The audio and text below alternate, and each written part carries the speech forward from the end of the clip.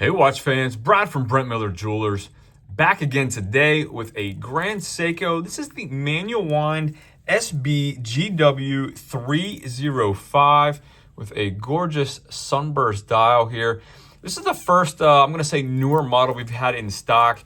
Really excited to get my hands on some of the other new releases here over the last several weeks. I guess maybe a month or two now. I think we had the high beat SBGH 343 and the 341. That was like the light green and the pink dial. I think those were in 38 millimeters.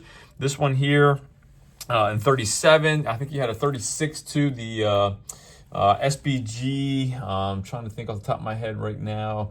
SBGW, I think they were the 311 and the 313. 313 was the pink dial. I think those were 36 and a half. So lots of new releases between 36 and a half to 38 here for Grand Seiko over the last several weeks and months.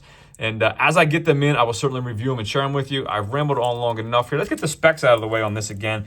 I measured 37.2 millimeters above the crown diagonally across the case, so just over 37 millimeters. Across to the polished bezel here, sits pretty flush to the case, but it is a little bit on top of it. A millimeter smaller, 36.2, and then that boxed sapphire crystal, an even 32 millimeters from 3 to 9 across that crystal. 12.1 millimeters thick, 44.1 lug tip to lug tip, and that is a true lug tip to lug tip. You can see we have end links here that do not protrude, so really good wearing drape, I should say, on the wrist. We have a 19 millimeter lug width, tapers to 17 at the last link, which is also consistent with the buckle here since it is pretty flush to that last link. Dual push button release. I know no on the fly micro adjustability or really any adjustability at all, but you do have, I'm looking here, does not look like a half link on this side. Let me check the other side here. I'm not seeing half links on either side, so hopefully you get a great fit with this bracelet.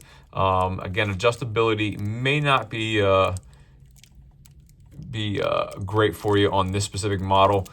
Exhibition case back, we have the manual, again, the manual wind, the 9S64 movement, 72 hours of power reserve, splash resistance, gang. This is not going to be your diver, not even going to be your desk diver. I say that kiddingly, of course, but really not made to get wet. Non-screw down crown, but it is signed, and again, just listed as splash resistance. Weighted at 109.3 grams, retail $5,500. And really, it just, again, the beauty is in the details of any Grand Seiko dial, and hopefully you are seeing them here. So let me throw this on wrist real quick. Again, I have a 6 3/4 inch wrist. Personally, love the size, have no issue wearing it. If you have a larger wrist, again, I understand it may not be your preference, but it sits really nicely. Again, nice drape on the kind of beads of rice style bracelet. And certainly has more of the classic vintage proportions, I would call it, which for some, some certainly don't prefer or like it. They like a larger watch. I think there's something for everybody here, and I certainly think you could wear this with a variety of outfits. So again, no lume on this. I'll hit the light, maybe just give you a low light shot at least.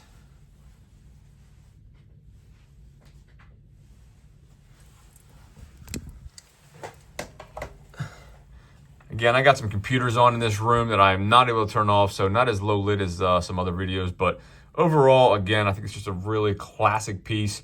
I actually would love to review this next to a King Seiko if I could get the same dial color. I think that'd be a great comparison.